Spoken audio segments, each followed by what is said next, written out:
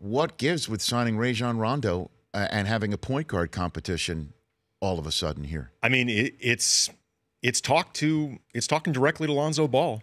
I mean, this is definitely a shout to him that, look, whatever we said last year about you being the transcendent face of the organization, Magic Johnson saying, don't break all my records, leave me a few before you would put on a summer league uniform. Mm-hmm. Well, we've moved into a different place now that we have LeBron James here.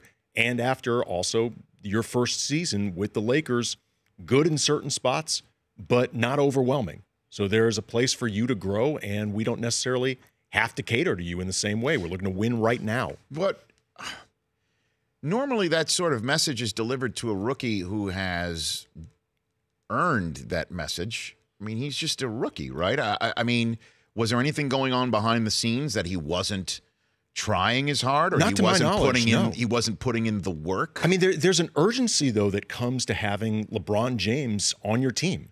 You know, I mean, LeBron did the Lakers a solid in the sense that they didn't have to do a 1+1 with him. You know, the constant pressure that was on Dan Gilbert and the Cavaliers to build a team without having LeBron's commitment.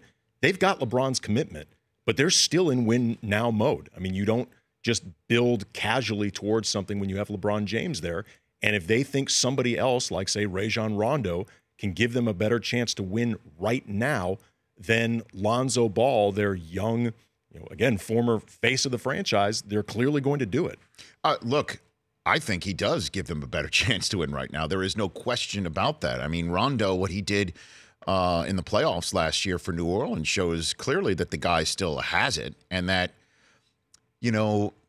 I'm not the type, although my guy Brockman is over there, to read into everything that happens on the team that LeBron's on and say he's pulling every damn string and he's the one in charge. Don't look at the coach. Don't look at the general manager. He's the one who's running the whole shop.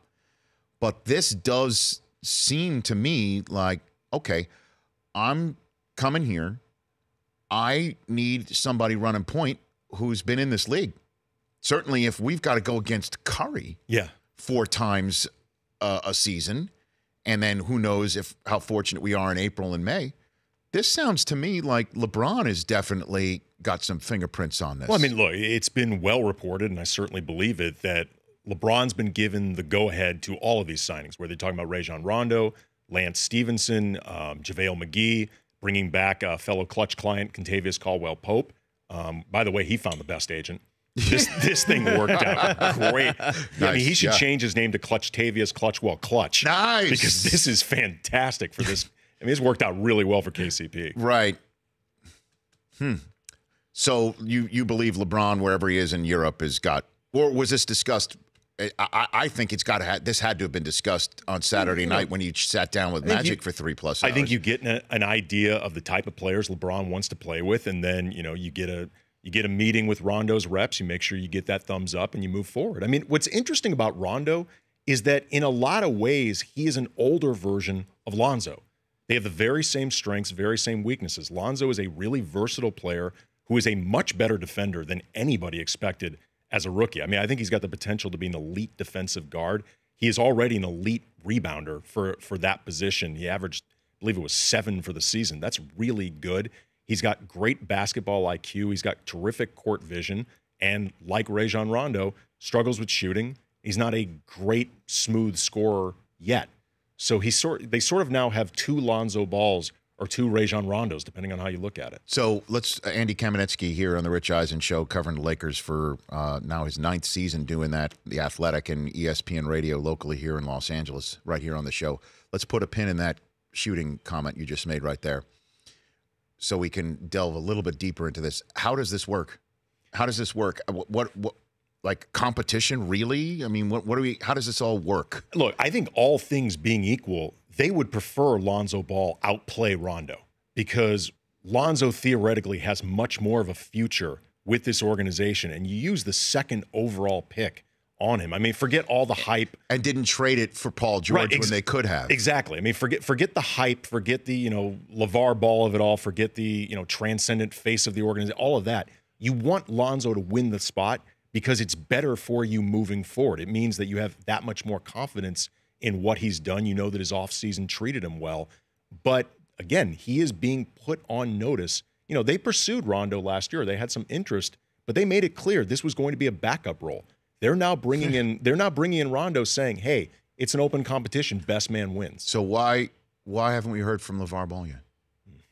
I'm serious. And this is not a trolling comment or for somebody who has been very vocal and has many different outlets from Fox Sports 1 to Big Boy here Our locally. Air. I mean, Your Air. I mean, he has many different people. He could call up ESPN and they'd throw him on there in 2 seconds flat. So why haven't we heard from him? You wonder if maybe even LeVar recognizes that every now and then you just need to shut up.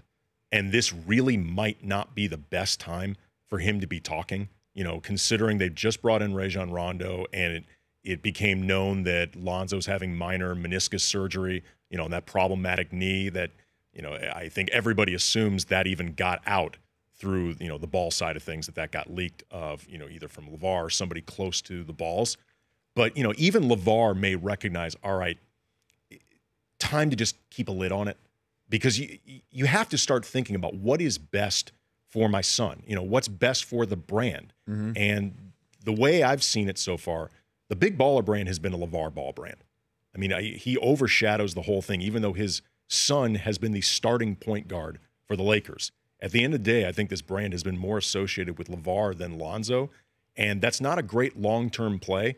And then on top of it, when your son might start losing playing time to Rajon Rondo, maybe he might be recognizing it could be time to dial it back a bit. The Rich Eisen Show, weekdays at noon Eastern on Audience.